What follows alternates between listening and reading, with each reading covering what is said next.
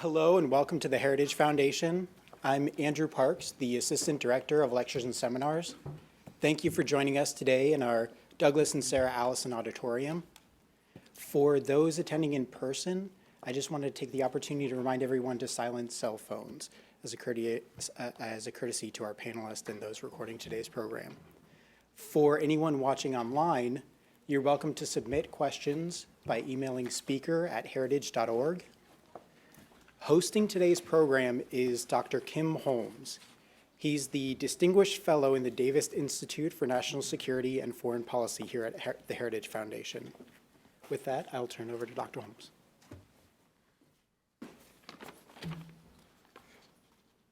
Good morning, everyone. Welcome to the Heritage Foundation. It's really a delight to have all of you here this morning. It's the end of August. People are still on vacation, but school is starting in some areas, but it's starting to feel like maybe Washington is getting back into the gear of things, and so we're all too happy to help that process along. I'm very happy to be here for the release of a new report of the Heritage Foundation. It's the 2015 Global Agenda for Economic Freedom.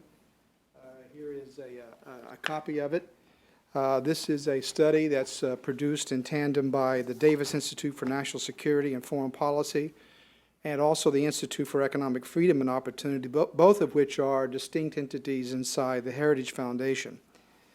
I'm especially happy to be here today for two reasons. One is to host my good friend Grant Eldonis as a keynote speaker. Grant is one of the smartest people that I know of in economics. He's also a true gentleman. But I think most importantly, he's a good guitar player. He's a fan of the blues and the jazz, as I am as well, and I keep on teasing him about putting together the Economic Freedom Group as the newest thing in rock. It won't sell. But it won't sell. Something's wrong with the term, I guess. But the other reason is that I was the founding editor of the Index of Economic Freedom. Here's the 2015 edition of the index. Upon which this study is based, and also we started a series of these global studies, the latest of which will be discussed today, when I was Vice President of Heritage. I'm proud to see that these reports continues and to watch them grow. I think it's one of the most important things that the Heritage Foundation does, in my opinion. It's especially timely to have this discussion today because of what's happening in China, and of course with the U.S. stock market.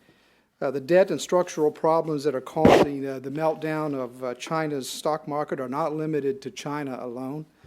Many of the same economic failures that haunt China bedevil the rest of the world. Those huge debts, corruption, bloated state-owned enterprises, a lack of transparency, a lack of the rule of law, and a general lack of economic freedom. And as you will learn from today's discussion, many of the mistakes that China and others make are also being done by this administration.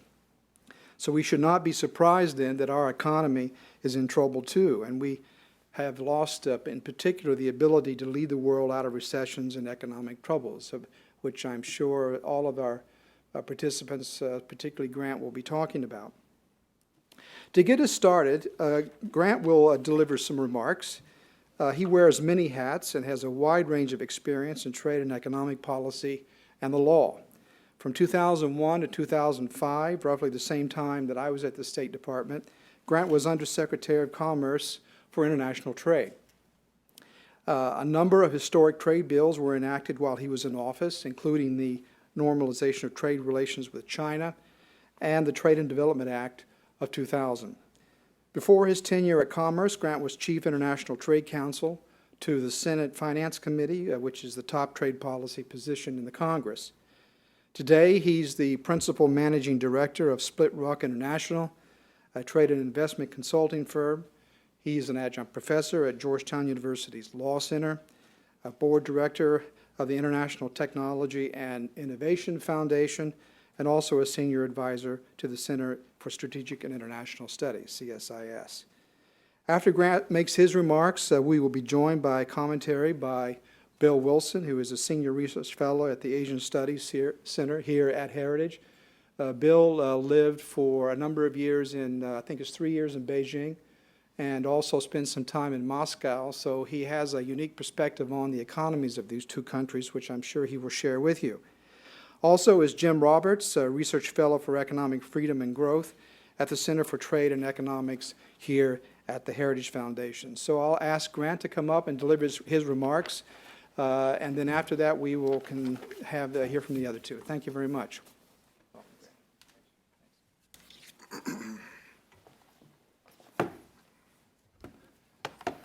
Well, thank you, Kim, for that kind introduction.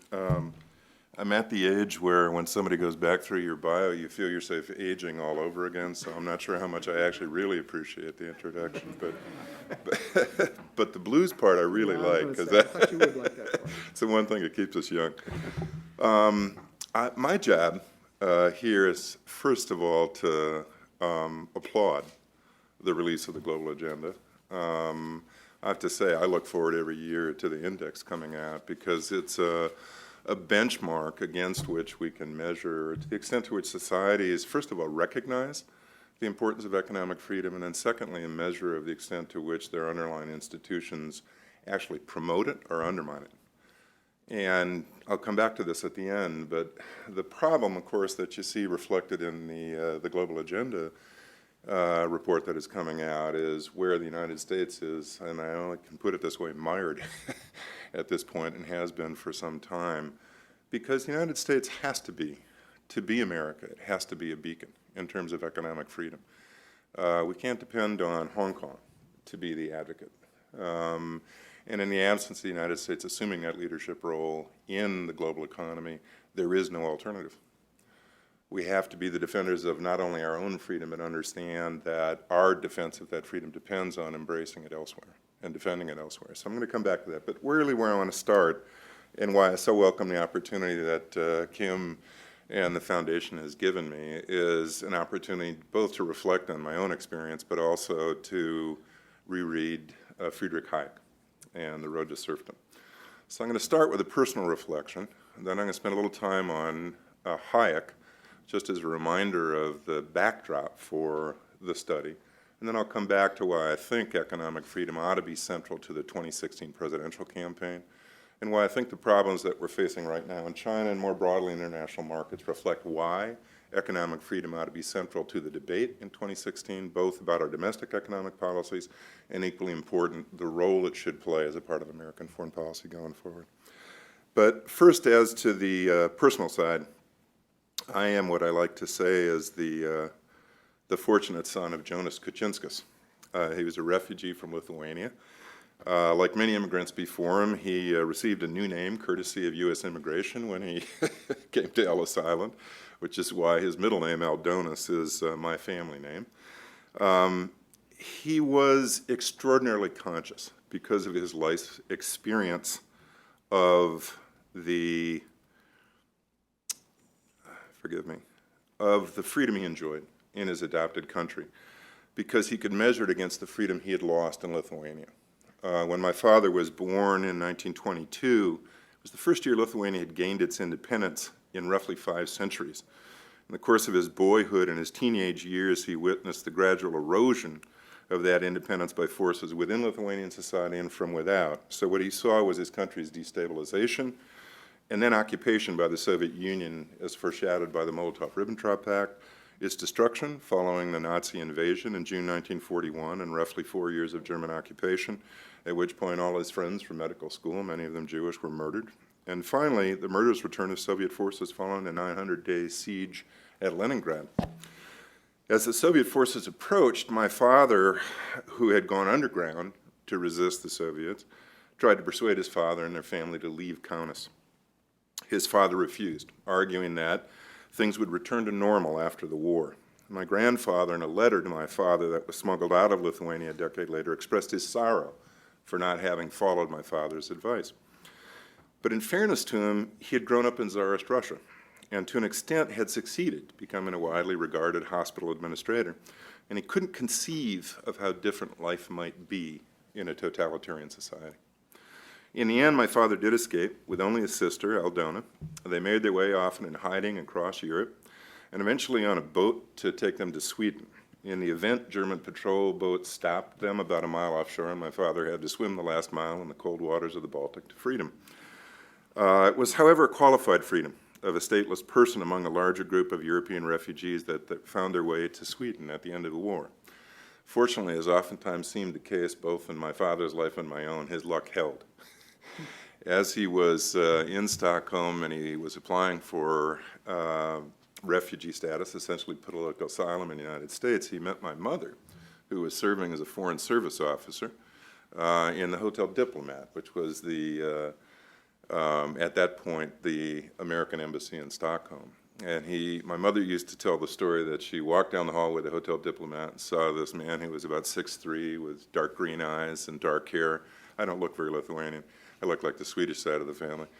But said she fell in love immediately. And of course, my father told the story from the opposite perspective, that he came down the halls of the Hotel Diplomat, saw this beautiful woman, nearly 6 feet tall herself, blonde hair, blue eyes, and saw a visa to America.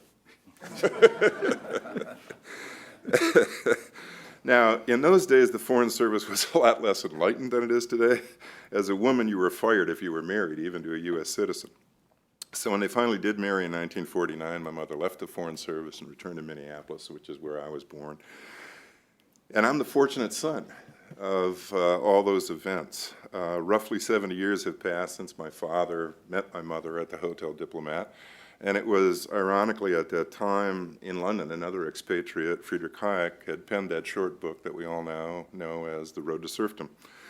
But long before I read Hayek, I knew the basic outline of his argument, because I'd absorbed it from my father on walks along the Mississippi River that divides Minneapolis from Minnesota. We would normally walk together in silence, just enjoying the beauty of the elms as they arched out over the river. But every so often, which of course frightens you as a young boy, my father would turn to me, really in a very solemn way, to try and explain what his experiences had taught him.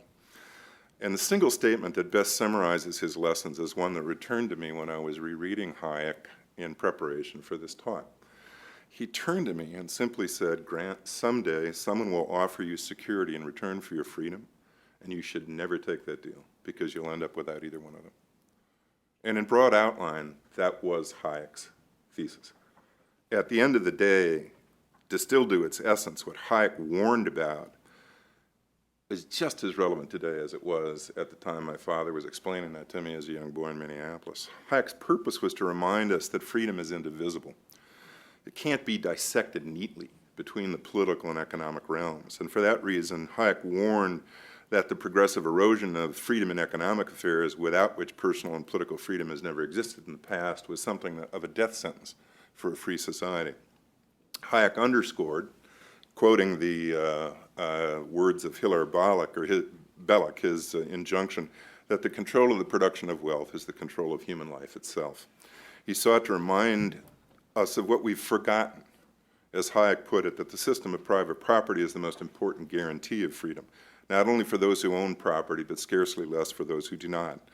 It's only because the control of the means of production is divided among many people acting independently that nobody has complete power over us, that we as individuals can decide what to do with ourselves. Hayek understood, moreover, that the freedom of individuals to shape their own life is closely associated with the growth of commerce. That, in my view, offers a stronger explanation of the rationale for free trade than either Adam Smith's famous discussion of the division of labor in a pin factory, or David Ricardo's discourse on comparative advantage using Portuguese wine and English cloth. It's about the free part, not the trade part, as powerfully compelling as those economic arguments are. At the end of the day, it's about the right of the individual to choose, free of coercion by the government or by another person in their society, that vindicates the idea behind free trade.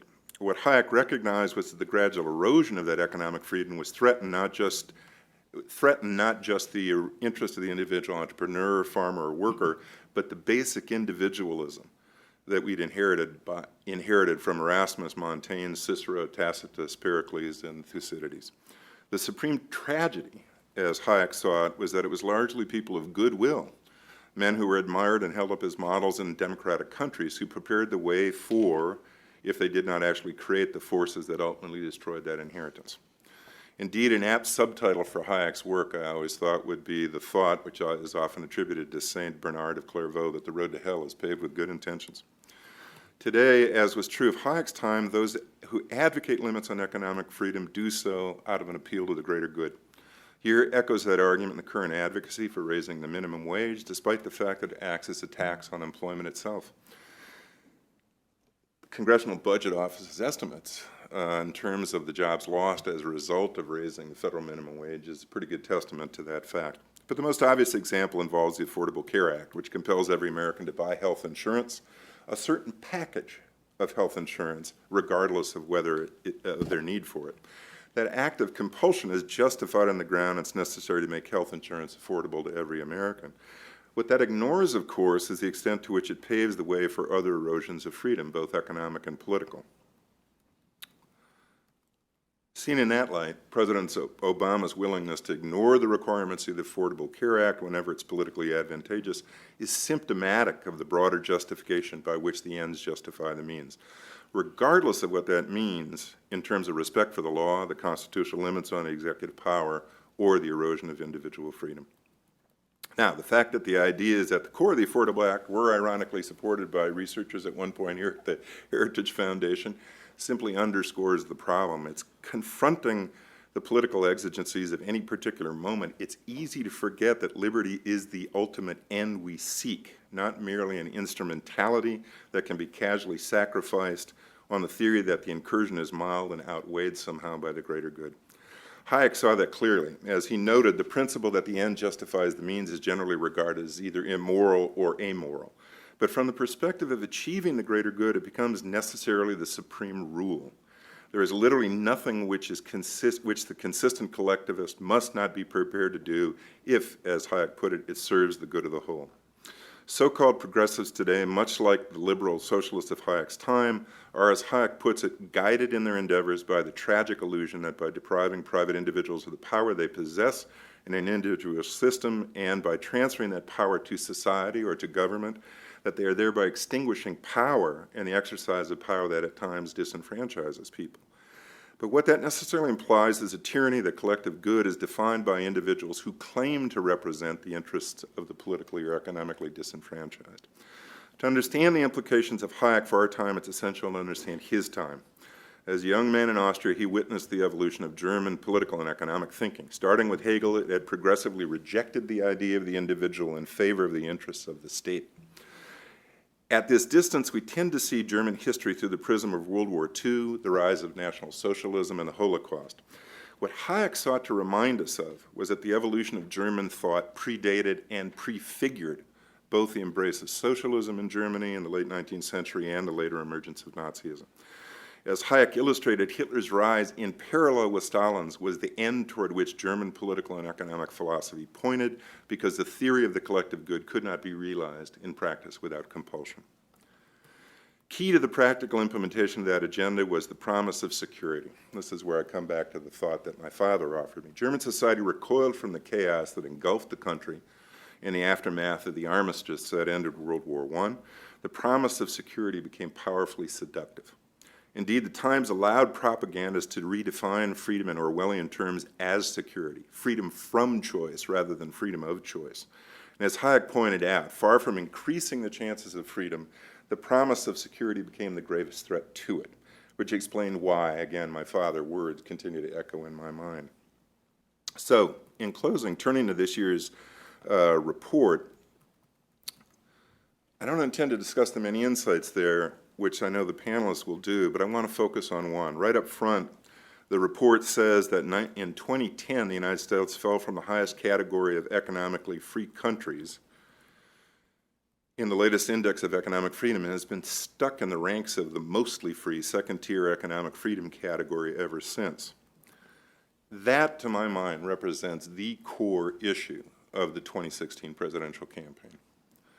At the end of the day, we have to determine to ourselves whether we're willing to vindicate the idea of economic freedom because it is indivisible from the idea of freedom as a whole, and whether we will pursue that not only for ourselves, but make it a core principle of our foreign policy, an organizing principle of what we do, and integrate those economic objectives as a part of our foreign policy as we've never done.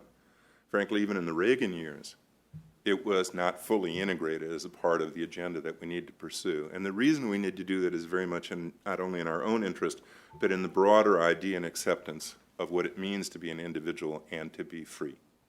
Thank you very much.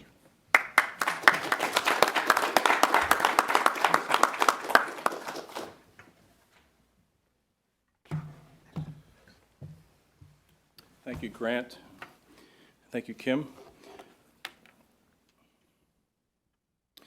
As Kim noted, our Index of Economic Freedom over the last 21 years has shown that open economies lead the world in innovation and economic growth.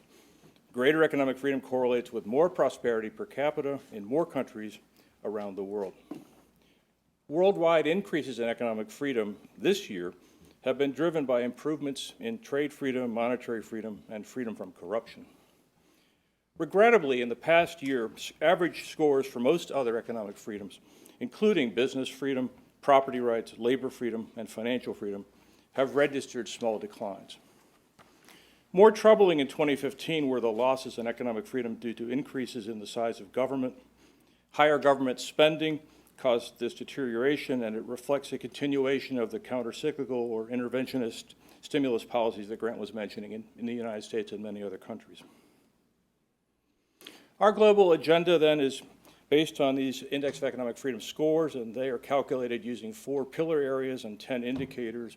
And the sets of issues they represent surface often as challenges in every region of the world. For example, while international trade plays an increasingly significant role in the economies of the United States and other countries, unfortunately, negotiations for further global trade liberalization through the Doha round have ground to a halt. The global agenda notes some potential bright spots for global trade: the ongoing effort to negotiate a Trans-Pacific Partnership, a 21st century trade agreement.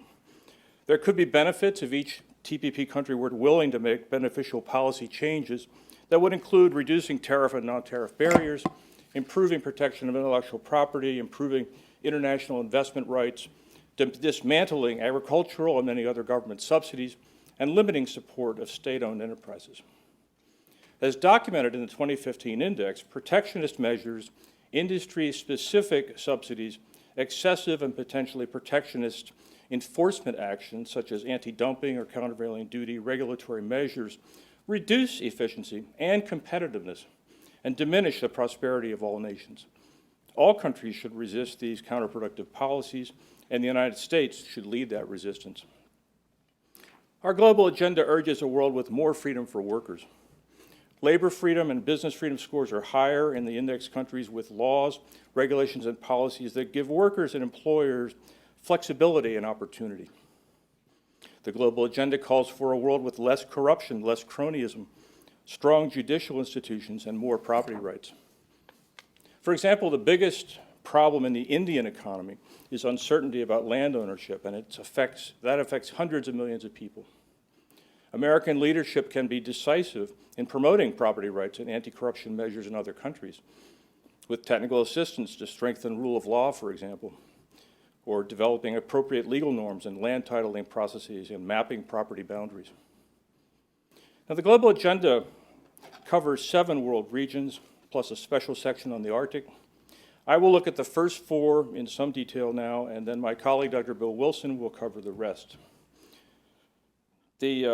In Central and South America and the Caribbean, economic freedom scores range from excellent in Chile to abysmal in Cuba and Venezuela, with major players such as Brazil, the world's 6th largest economy, registering comparatively low scores because of protectionism and a heavy-handed regulatory regime.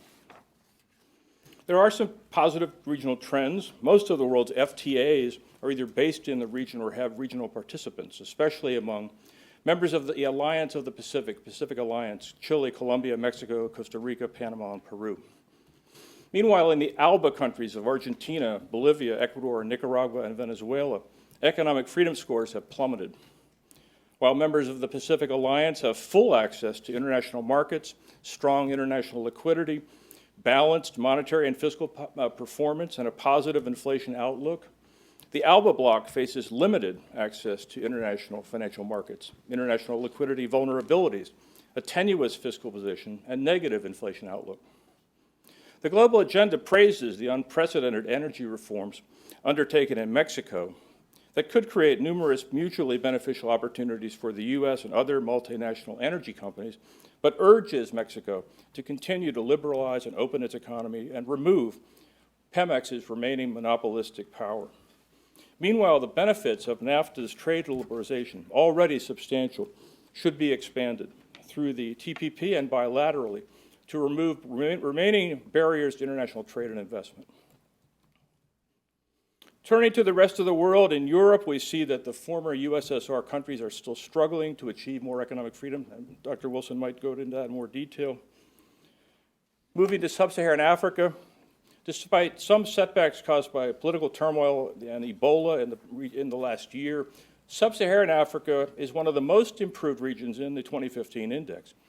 Indeed, 6 of the 10 largest score improvements among all 178 countries graded in the index were registered by sub-Saharan African countries. Nonetheless, the region as a whole continues to underperform when it comes to following through on reforms that will help the emergence of a more dynamic private sector and result in more broad-based growth.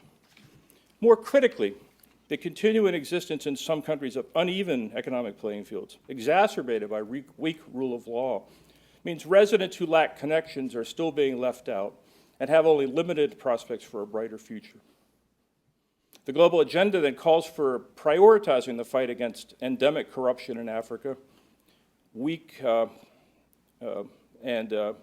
fragile protection of property rights, and inefficient entrepreneurial environments in Africa.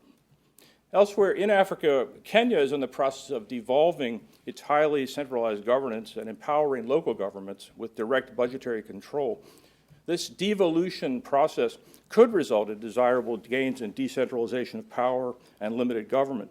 But the devolution effort requires not only enhancing local legislative capacity, but more critically, improving budget management and oversight capacity.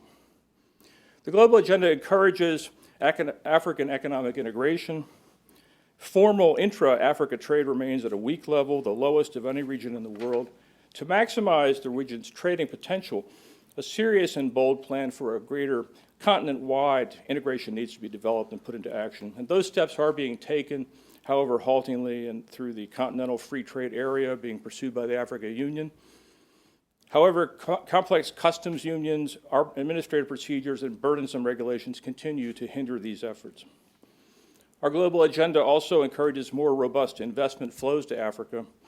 And although FDI has grown substantially, sub-Saharan Africa has been hindered by political unrest and economic uncertainties, investors concerned over taxation issues, and the absence of specific investment protections. Countries such as China play by different rules in Africa. Their opaque investments in extractive industries may help build a port or a highway or a railroad today, but they carry with them potentially bitter legacy of corruption and nepotism. Many of the same themes emerging in the global agenda's findings that we've already talked about are present in the Middle East and North Africa, where countries have undergone political and economic upheavals during the Arab Spring. Nevertheless, long overdue economic reforms continue to be neglected or postponed in that region due to political instability. As a result, the gradual rise in economic freedom that had been recorded in recent years has come to a halt. Structural and institutional problems abound, and the region's unemployment rate is among the highest in the world, fueling more instability. These problems are complex and rooted in decades of authoritarian rule in the Middle East, which has kept power and resources in the hands of a few. As long as national economies are dominated by the state sector, political leaders will be reluctant to share power if that diminishes their access to state-controlled wealth. Difficult institutional reforms are required to reduce the state's role in the economy and in people's lives. So now I'd like to turn the floor over to Dr. Bill Wilson to cover the rest of the world. Thank you.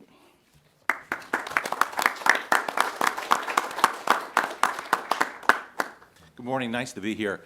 My presentation will be a bit different. I recently lived in Beijing for over 3 years and then returned last year to the United States after living in Putin's Moscow for about 2 years. And so my comments will focus on what I think is going on the ground in these countries after talking to government ministers, business people, and property developers. So I have about 10 minutes to talk about China, India, and Russia.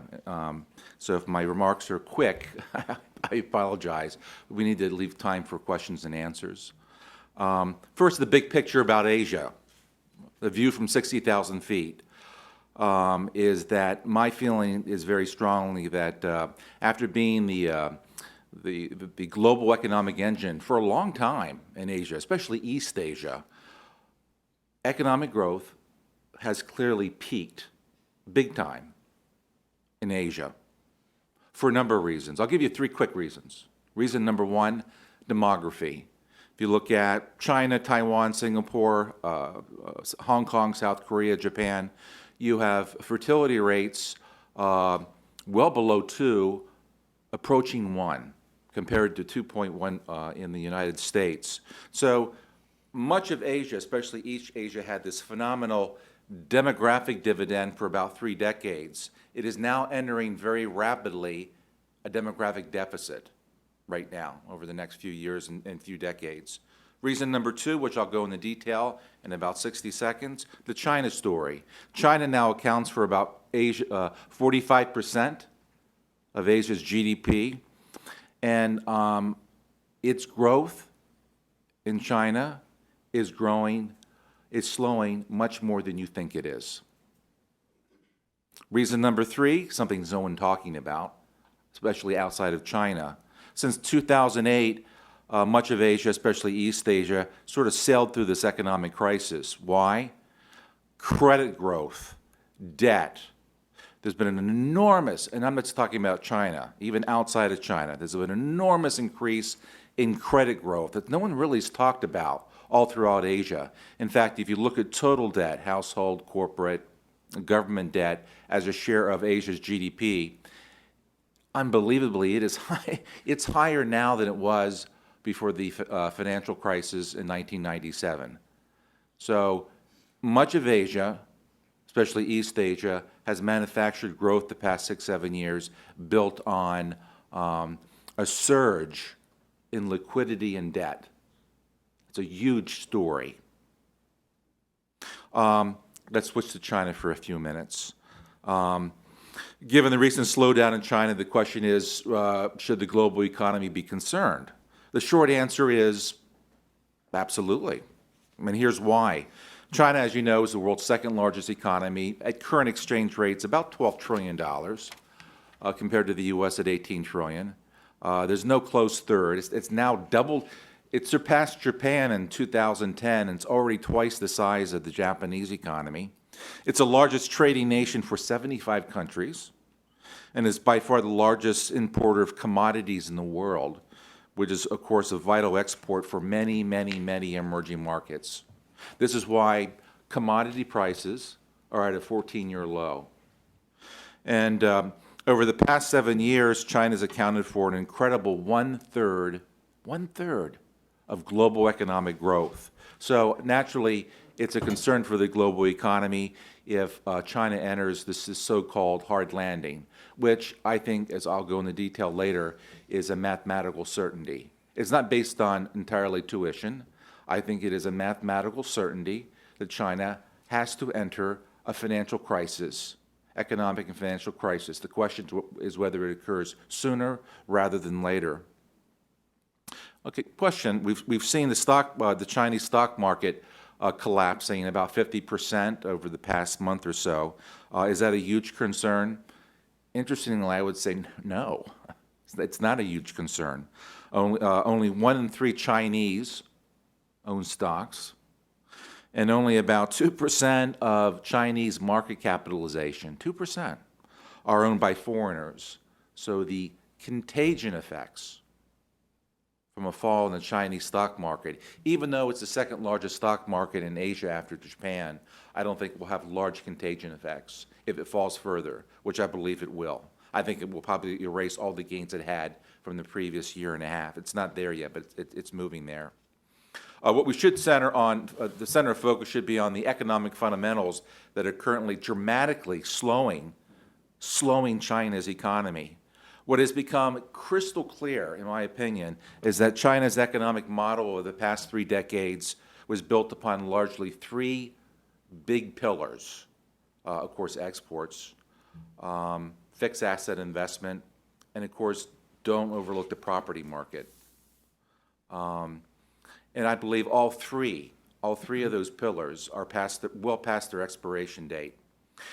If you look at China's current account surplus, a broad measure of the trade surplus, as recently as 2009, it was 10% of GDP. Well, guess what? Last year, 2014, it shrank to 2.1% of GDP surplus. So contrary to conventional wisdom, exports for China have not been a source, or a significant source, of economic growth since 2008. That engine's gone. And China is not going to export its way out of a recession this time, given the state of the global economy and the fact that China already has a 13% share of global exports, compared to it was 2.5%, and as recently as 2000. I've talked to a lot of property developers in Asia on the ground. In the housing market, of course, the housing market is much more important than the stock market in Asia. It's a critical recipient of household savings, and it's reported by many developers in China, get this, of having a housing glut of unsold units of 70 million unsold homes, 70 million. To give you some scale, at the height of the U.S. financial housing crisis, the backlog of unsold homes was 1.5 million. Now, if that figure is correct, 70 million, then you should see housing prices fall. They would have to fall. In fact, they have been falling. Housing prices in all the major cities, Tier 1, Tier 2, and even some of the Tier 3 cities, housing prices have been falling now for 2 years. And that's been the housing sector is the major source of savings for the Chinese household. And housing prices are falling for the first time in decades. Then, of course, we have domestic investment, which until the last 2 quarters has been running at a mind-boggling 50% of GDP, leading to massive excess capacity in major industries. You have steel, cement operating at like 70% capacity. And growth, which I'll go into later during the question and answer period, I highly doubt that growth is 7% right now from what I hear on the ground and for what's being released, like the Purchasing Managers Index, et cetera, growth is slowed to 5%, and more importantly, it continues to slow. Think about it. You're investing 50% of your economy. 50%, and that 50% is generating 5% growth, 5% GDP growth. So what we're seeing are a precipitous decline on returns on investment, and of course this has been reflected in the stock market. 80% of the stock market capitalization of the Shanghai Composite, that's their major benchmark, 80%, are state-owned enterprises. The rest, the 20% are private. And I'll finish with China. I got to keep moving here. The anti-corruption campaign, whose scope and intensity is far greater than anyone expected. Xi Jinping, in my belief, is the strongest leader China's had since Mao. In its first 18 months, get this figure, nearly 250,000 officials and others have been held in detention or formally charged with corruption. 250,000. This is more about clearing the old guard. This is much bigger than that. And so far, well over 100 have committed suicide. Let's move on to India. Let's see if the picture's any brighter there. Quickly, we'll talk about Modi for a few minutes. The first year in office tells us a lot about, of course, the intentions of an administration. Go back and look what Maggie Thatcher and Reagan did during their first 12, 18 months, quite revolutionary. This is when political capital is at its peak and bold initiatives are implemented. Now, evaluating Modi's first year, if I had to give him a grade, I'd give him a gentleman's C. Let's be clear that expectations were exceptionally high, and Modi played an important role in setting these expectations. Now, to be fair, in India right now, most economic indicators over the past 12 months, 18 months, even before he took office, have been improving. Inflation's falling, foreign exchange reserves are increasing, the fiscal deficit is shrinking, a lot of it because of lower oil prices, so is the current account deficit. He scrapped the Planning Commission, which is a relic of socialism and central planning. That was good. He abandoned costly diesel subsidies. So he gets some credit there. But the bottom line is this. There have been no really what we call big bang reforms, which India so sorely needs right now. And India has its own demographic problem, but it's different. India is getting enormous growth in its working age population, unlike China's, which began declining in 2012.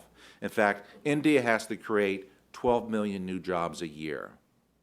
And under current conditions, they're not going to do it, not 12 million. So far, the only economic policy that required guts to undertake was the rollback, and James made reference to this, the rollback the law that makes it very hard to acquire land. This is critical. Business needs to acquire land, and government needs to acquire land to build infrastructure, and that law has been held up in Parliament. And the goods and service tax, which was meant to really simplify this nasty, complicated tax system, it was a no-brainer. Should have easily passed the first year. It did not. That tells you a lot.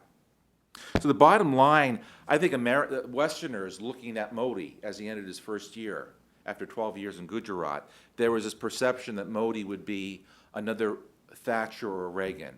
Thatcher and Reagan wanted smaller government. That's what they worked for their entire lives, smaller governments. I don't think smaller government was ever Modi's intention. He didn't want smaller government. He wants more efficient government, and there's a very big difference between that. I'll finish with this, a very quick comments on Mother Russia. I don't know if you've been there since the 1990s. I lived in Moscow for about 24 months, but it's changed radically since the 1990s. Go back to Moscow if you get a chance. Just don't tell them you're American. You're Canadian or English. They can't tell from the accent. Most can. Most Muscovites can't speak English. But even during the chaotic 90s, the Duma, the Russian parliament, had power. They almost impeached Yeltsin in the late 1990s. Today, the Duma is a rubber stamping for Vladimir Putin. They have no power. And if they challenge Putin, Putin would simply dissolve the Duma and jail the leaders. The media in the 1990s, despite the chaos, was relatively free. I'm telling you this, the media, print, radio, TV, is completely controlled by the Kremlin. All important decisions in the country go through the Kremlin. The state is essentially run by the internal security apparatus, make no doubt about it. You can't exaggerate the economic problems in Russia. You've seen recently some good news on population. The population's actually stabilized the past 3-4 years. Why? One reason why is because per capita incomes rose because of higher oil prices the past decade or until recently. Another reason is birth rates in Russia, or at the time the Soviet Union, were high in the 1980s. That generation's having babies. What happened to the birth rate in the 1990s? It crashed and burned. So a decade from now, what you're going to see is a resumption of a very rapid decline in Russia's birth rate and population. And I'm going to be honest with you, the Russian economy, which I studied intimately for 2 years, is not very complicated. It's a petrostate. It's more petrostate now than it was 8 years ago before the economic crisis. It takes $110 a barrel to balance the budget. Unfortunately for the Kremlin, we have oil now hovering around 40-some bucks a barrel. Well, I mean, we're not even close. The difference is that they have, or they did have, massive exchange rate reserves, but you can burn through those very quickly. When you're Russia's in recession, but the economy's been contracting for at least 3 quarters. So Russia's been floating on a blissful sea of hydrocarbons for over a decade and enacting no structural reforms when they had time. And I know I'm going to finish here. I know my presentations tend to be bleak. Actually, the reason they call it the dismal science. When I present with my boss, he's not here today. He's on vacation. When I present with him, he only wants to present with me late in the afternoon so he can go out and get a drink. I'll finish with a quote from one of my favorite movies. Most of you have seen the 1987 movie. It's a classic, Wall Street. Remember the scene when Box Fudd, played by Charlie Sheen, gets arrested by the feds, for insider trading. He gets arrested in the office in front of everybody. And his boss is played by Hal Holbrook. And Hal Holbrook tells Bud this quote, "Man looks into the abyss and sees nothing looking back at him. Only then does he find his own character, which prevents him from falling into the abyss." I'm an economist. I happen to like crises. I'll tell you why I like crises. Because you don't get structural reforms normally unless there's a deep economic crisis. Think of China, late 1970s, India, 1991. Think of Asia, 1997. And after that, those countries and regions enacted large structural reforms, which led to much stronger growth. As for Russia, the man looking into the abyss is Vladimir Putin. And Russia's not going to change until he's gone. Thank you.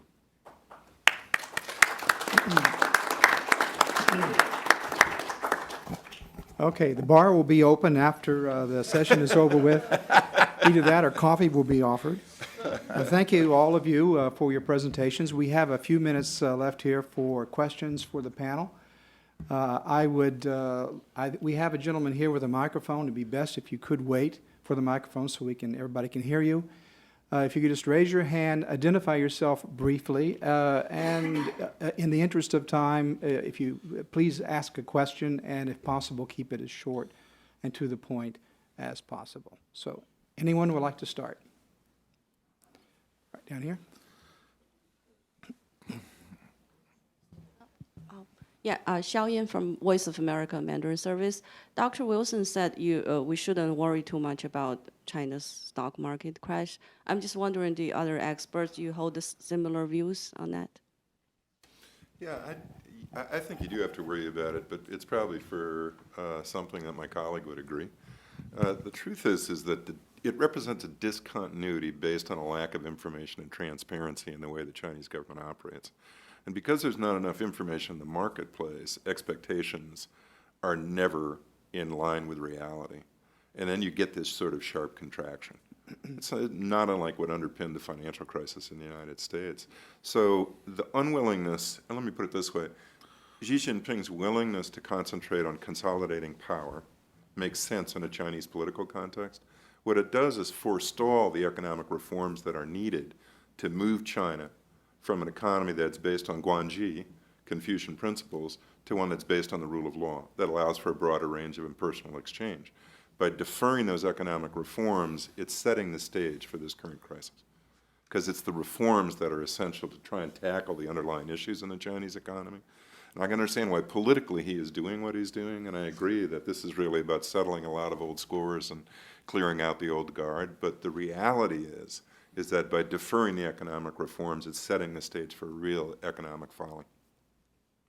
Any other comments? Yeah, if I can just add one more thing, even though I've lived there, I've never owned a Chinese stock. And there's a good reason why. There's just simply no transparency.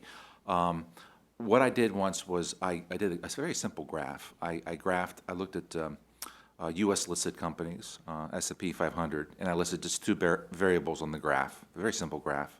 I listed reported cash flow and reported net profits for U.S. companies. And the correlation was 90%, as you would expect. A very high correlation between cash flow and net profits, right?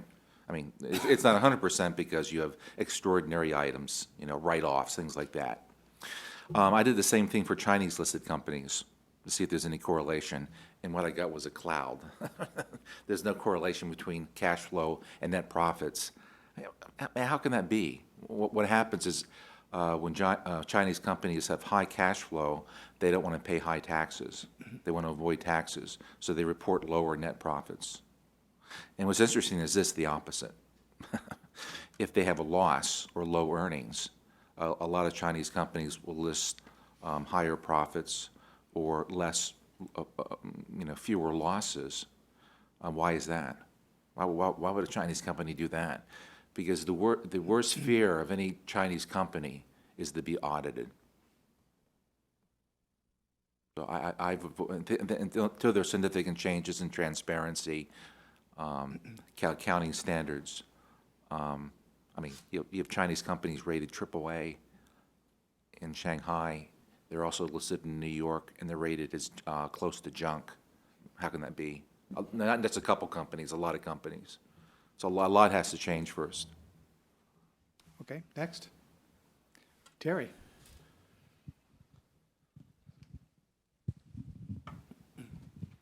Thank you, Terry Miller from the Heritage Foundation. Dr. Wilson said that he liked crisis because that was how you could get structural reform. But I'd like to link that back to Mr. Aldonis's point about freedom and the fact that we've seen crisis used, for example, with Germany before World War II and as recently as 2008 here in the United States for governments to enact structural reforms that do not promote freedom and, in fact, do not contribute to stronger economic growth in the future. So my question would be, how can we help ensure that when we have a crisis like we had in 2008 or the current crisis, if it is in fact one, how can we ensure that or help promote the idea that governments will promote positive reforms that actually increase economic freedom and guard against reforms that would have just the opposite impact? Well, this is why I think we have to make it the central issue in the 2016 campaign. If you think about Donald Trump right now leading in the Republican Party in the polls, he represents an economic theory that reflects his life. If you're a property developer in New York, it is pay to play. That's his view of what politics is, and it's fundamentally anti-democratic. And what it requires is someone to stand up face-to-face with Donald Trump and point that out, to have the courage to do that. Not to say that he has bought into something or that he's reflecting some sort of fundamental tenor in American politics, but to point out what the underlying philosophy is. And I think it really is time for candidates to stand up and not simply decry the impact of Trump on conservatism or on politics, but to point out what's wrong with the underlying philosophy, because in the process, what you're articulating is the reasons why freedom matters, the reasons why an individual shall expect something different and better if they reject that sort of, whether you want to call it nativism, isolationism, all sorts of isms you could attach to Donald Trump. But the bottom line is you have to have the courage to do that. And I think what we're waiting for, in some respects, is a candidate with the courage to lead. When you think about what you had with Reagan and Thatcher, and you think about the degree to which we had evolved in a direction of social democracy in both the UK and the United States, their willingness to lead was all the more remarkable. It was a crisis in the 1970s in the United States, but it really did require that. And internationally, it's the same thing. We have this tendency to think that America has declined. I made a bet when we went into the financial crisis with myself, thinking we will, 10 years down the road, be a larger share of the global economy for all the wrong reasons. And it will be simply because the institutional setting in the United States was so strong at its founding that we still live with the benefits of that freedom, while everything else is declining in the face of that. Because what happens when you have a crisis, with all due respect, good for economists, but from the point of view of the rest of us, we have a tendency to think in a crisis that the human reaction is fight or flight. The reality is it's a protective crouch, right? And that's what the politician sees us. And in the face of that, all the more reason you need the courage of a Reagan to stand up and illustrate why you need to fight for freedom in that context. But that's what I think we're waiting for, and that's why I think it's actually central to the campaign. You can see where Hillary's going. She is deferring, frankly, to folks who are interested in that greater good, that collective enterprise. So it's going to have to come out of the Republican side. But that first requires standing up and shining a bright light on what is currently being sold as a version of where the country ought to go.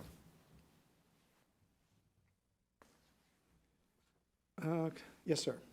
I hope that sounds as harsh as it was meant to be. Milton Grenfell, American Citizen. This is always a great report. There's one problem with, I think, that it's easy to miss the trees for the forest. There are a few trees that really should be looked at carefully because they sort of stick out, and they're not the same as other ones. Freedom is good between me and you, but freedom with my wallet, no. Freedom with my wife, no. I mean, there are limits to freedom. And I think the myth of free trade is one of those, because if we look at the American economy, our biggest export item is agriculture, not much value added. And then second is scrap. We've gone from the world's largest creditor nation to the largest debtor nation. Our F-35, our latest top-of-the-line fighter, 70% of its electronics are made in East Asia. Do you see any problem with that particular tree in the forest? Is that just hunky-dory? Let me start with a basic tale which will explain the economic side, as well as, I think, the freedom side of free trade. Today we're negotiating a Trans-Pacific Partnership. One of the leading opponents to that is the Ford Motor Company. They're doing it because there is a 25% tariff on pickup trucks.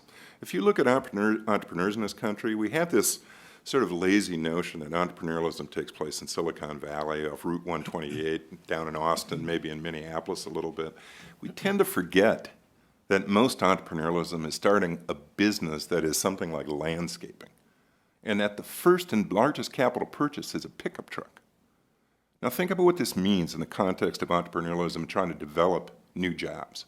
We're imposing a 25% tax before anyone has earned their first dollar on creating that enterprise. That's what Ford Motor Company is asking to maintain. So when I look at the TPP, even accepting what you said, the first thing I think about is why is that Hispanic person who's trying to create a business in East Los Angeles subject to a 25% tax because Ford Motor Company sees in its interest, after the auto industry has been bailed out, to maintain that protection? Why is that choice limited for that individual? Now, at the same time, you have to be conscious of what's really going on in the world. So, for example, even as a free trader, when I see a Chinese company, state-owned, Tsinghua, interested in Micron, I'm very concerned about that. Now, it's not the conventional concern that it is somehow eroding our defense industrial base, because so little of the defense industrial base depends on the microchips that Micron actually produces. I worry about the baseline technology, whether we can still participate in that market. But even more powerfully, I worry about the fact that a state-owned Chinese company becomes a part of our political process, right? I mean, public choice theory, all those things that we've learned, reflects why we should be concerned about that. So when you say there's limits on free trade, I would say we should pursue the idea of freedom choice for the benefit of eliminating those sorts of taxes that we see that actually injure our ability to grow as an economy. We should be very conscious of the areas where you are inviting in forces which will actually limit freedom down the road. So my response would be really bullish on free trade, bullish on trying to make sure that we are trying to vindicate our rules and our ideas of economic freedom in the global marketplace, and deep concerns about whether and when other places that violate those rules start to really undermine our ability to deliver on that promise of economic freedom, both here and abroad. Okay. Yes, sir. John Zan with CTI TV of Taiwan. Will the volatility of the Chinese stock market have any negative impact on President Xi Jinping's position when he comes here for a state visit next month. Will it make him more acceptable or easier to make deals or concessions to the U.S.? Another issue with Taiwan, we all know that the Taiwanese economy is so dependent on the mainland. Will the volatility of the Chinese stock market and slower than expected growth and potential financial crisis have any impact on Taiwan? And are there any things that Taiwan can do to prevent that? Thank you. Yeah. Let me say this, that a lot's changed in 6 years. You look at the BRIC countries right now, Brazil's in recession. Russia's is entering a deep recession. You've had a massive, as recently as 4 years ago, China was growing at almost 10%. It's probably half that now and grinding down slowly. And so when Xi Jinping comes to Washington in September, he won't be strutting in. The U.S. economy now is growing at a rate around 3%. We've created 200,000 jobs a month over the past 12 years. So you've seen, again, the U.S. economy is always written off. It's written off in 81, 82. It's written off in the early 1990s, the jobless recovery. And it's, you know, not been a strong resuscitation, but it's resuscitated once again. And the fundamentals are pretty strong. While Asian corporates were loading up in debt the past 7 to 8 years, U.S. corporate balance sheets are in pristine condition, very low debt, and with the capability to spend a lot of money on CapEx and hiring over the next 2 or 3 years. Now, your question is on Taiwan. I was in Taiwan about 9 months ago. We are concerned. We used to be by far the largest trading partner for Taiwan during most of the post-war period, and this is completely reversed. A lot of it simply because of the proximity, the economic center of gravity. You know, China is so big now, and 40% of Taiwan's exports now go to China, although in many cases they're reassembled and exported again, so you have to be careful with the figures, the value added. It's a little complicated. But now you have the case where 70% of Taiwan's outward bound foreign direct investment goes to China. And then if they end up approving the cross-straits service agreement, that could go both ways for Taiwan. After living in China, the service sector, the quality of the service sector is extremely poor. There's no culture in terms of, you know, in the service industry and providing quality services. Spend an afternoon in a restaurant, and you realize that very quickly. So there's a possibility Taiwan could do well because it has a much more sophisticated service sector. But of course, on the other hand, given the differences in size, the Chinese economy now is 20 times larger than that of Taiwan. And as recently as 2000, it was only 10 times larger.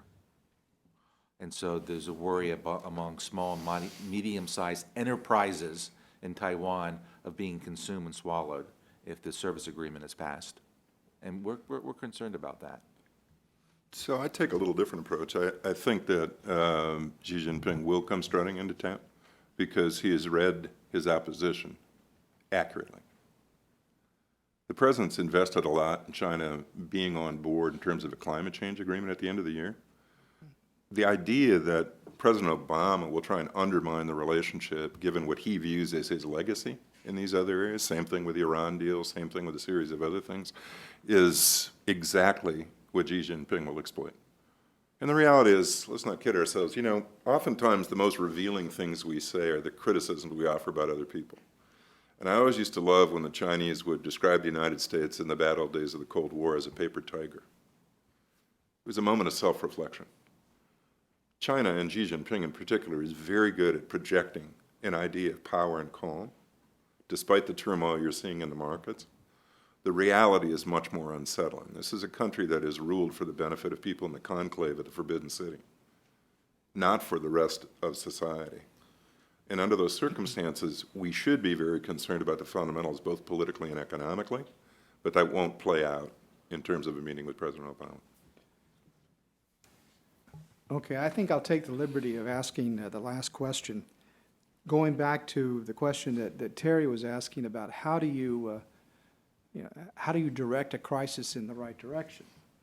We've been in a series of crises now for a number of years, and it got me to thinking about the one about Ronald Reagan and Maggie Thatcher and how that got turned in the right direction. In 2008, it went in the other direction. What's the differences? What was going on in the country that allowed the politics to go off in diametrically different directions? I don't know the answer to that. Maybe you do have it, but it reminded me of another thing, is that clearly in the case with Reagan and Thatcher, there was a widespread perception is that the direction the country was going was not working, and they thought they understood what the cause was. There wasn't a lot of confusion about it. There was the high inflation from the 1970s, and people were feeling the pain, which leads me to the Federal Reserve. By artificially keeping the interest rates low, by putting all of this money into the system, every time the stock market hiccups, they think about continuing. The same thing happens with China. This is creating the artificial perception that things are better than they actually are. It's hiding the structural problems, and politically, this is benefiting the party or the movement who wants the easy answers on security, collectivism, and all the things that you mentioned. And so the other things that we talk about here, you'll notice there's not 2,000 people in this room. We talk about hard things, and we have, I think we speak the truth. But the truth is not always what people want to hear. So my question to you is, talk about the Federal Reserve, talk about this issue, and is it possible to unwind that problem without having the kind of pain that actually could put the crisis in the direction, in which direction, I don't know it can go. But the point is right now, artificially, a lot of Americans are not seeing the reality of what's going on because of this. You raise such an interesting question, and as always, Kim. I mean, it is the central problem. If you think about the debt crises we've had, there's just an excess of debt that has been floating freely in the system for a very long time, decades. This was driven starting with the inflation during the Vietnam era. And what we've done is abet that with the existing policies. So we are simply, the Federal Reserve is simply augmenting the possibility of global financial crisis down the road. How you try and combat that when the orthodoxy, frankly, within the economics profession still has faith in macroeconomic theory, despite its failings, is a real problem. Because when you think about, and Janet Yellen, I have to say I admire personally. Worked with her a lot when I was on the Hill. She's somebody who is very steady, somebody who's pragmatic, and was when she was president of the San Francisco Fed. But having said that, the orthodoxy she's confronting is one that is built in with saying, let's keep the money flowing. And certainly the politics of the moment, in terms of who's in charge downtown, is let's keep the money flowing as a practical matter. And until somebody brings that up short intellectually, I doubt that you're actually going to see much resistance to that. It's a little bit like Hayek in his day. He was pointing out things that were fundamentally true and proved true, but he was disregarded in the 1940s and 1950s. He was shunned because he was speaking the truth. But on the financial point, I think you're absolutely right. Even if you think about it as an economist in a very practical way, when we measure inflation, we look at hard goods. And so we delude ourselves, Greenspan has said as much about the period prior to the financial crisis, we delude ourselves into thinking that inflation's low, even though you see inflation popping up in housing and other asset values. And so, ironically, all the data that you're looking at that persuades most people that things are steady as she goes, let's stay where we are, ignores the very feature of the system that is creating the next crisis. And that's where we're stuck. And China, frankly, I think, because it had the opportunity to take advantage of that period with its rapid growth, its heavy investment, its foreign reserves, is now stuck with the problem that was once in the United States, was once in Asia, was in Russia, but it's this money or debt that's sloshing around in the international system. And it is until we sort of bring it up short. But that really has to start with a little bit like I was saying to Terry on the politics, there has to be some courage on the part of people to stand up and say, this is not what it purports to be. Any others? Comment? Not a very satisfying answer, I gotta admit. All right. Okay, well, I hope everyone will join me in thanking the participants and the speakers here. I think it was an excellent session. I learned a lot. I hope you did as well. So stay tuned for next year's Index of Economic Freedom. Comes out in January of 2016. Thank all of you.